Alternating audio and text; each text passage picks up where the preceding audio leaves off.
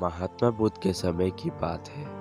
उन दिनों मृत्यु के पश्चात आत्मा को स्वर्ग में प्रवेश कराने के लिए कुछ विशेष कर्म कांड कराए जाते थे।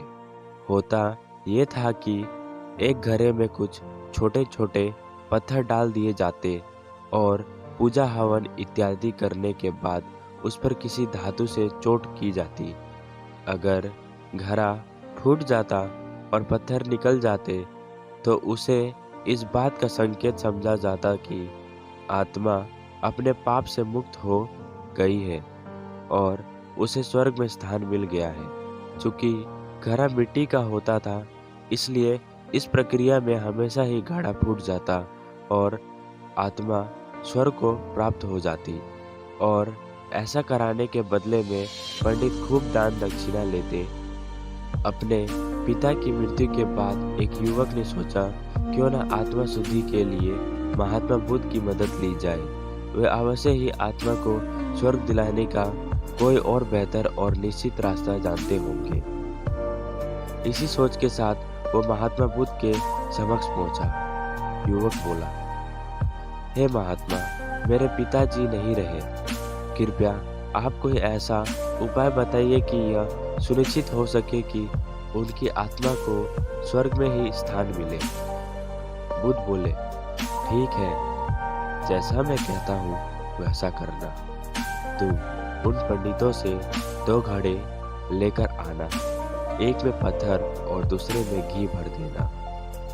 दोनों घड़े को नदी पर लेकर जाना और उन्हें इतना डुबोना कि बस उनका ऊपरी भाग ही दिखे।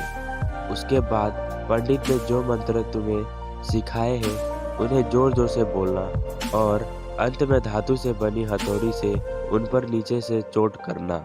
और ये सब करने के बाद मुझे बताना कि क्या देखा। युवक बहुत खुश था।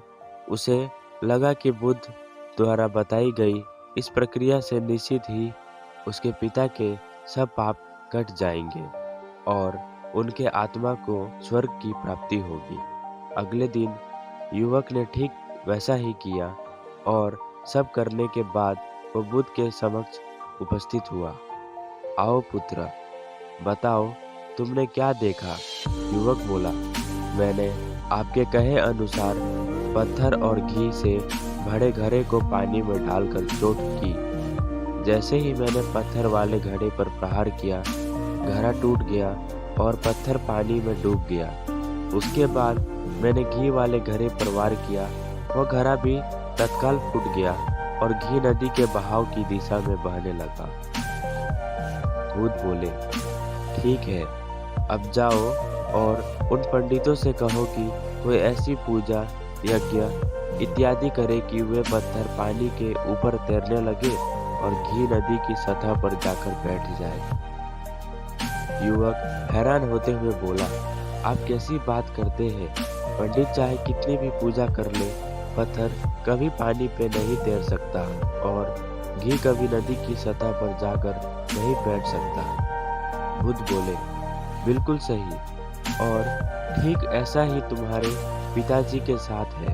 उन्होंने अपने जीवन में जो भी अच्छे कर्म किए हैं वो उन्हें स्वर्ग की तरफ उठाएंगे और जो भी बुरे कर्म किए हैं वे उन्हें नरक की ओर खींचेंगे।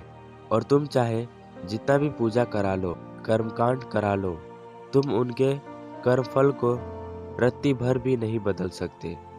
युवक बुद्ध की बात समझ चुका था कि मृत्यु के पश्चात स्वर्ग जाने का सिर्फ एक ही मार्ग है और वो है जीवित रहते हुए अच्छे कर्म करना। आप जीवन में देखते हैं दोस्तों, भगवान ने हमें एक जीवन दिया है। उस जीवन में हम जो भी अच्छे या बुरे कर्म करते हैं वो सब हमारे कर्मों के लिस्ट में छप जाता है और अंत समय में यही लिस्ट तय करती है कि हमें स्वर्ग मिलेगा या नर्क। अपने सुझाव और सवाल मुझे कमेंट्स करके बताएं, जिससे कि इस चैनल को आपके लिए और बेहतर कर सकूं। नई नई प्रेरक बातें आपसे साझा करने की प्रेरणा मुझे आपसे ही मिलती है, बस आपके एक subscribe, like, comments and share करने से। धन्यवाद और आप खुश रहो।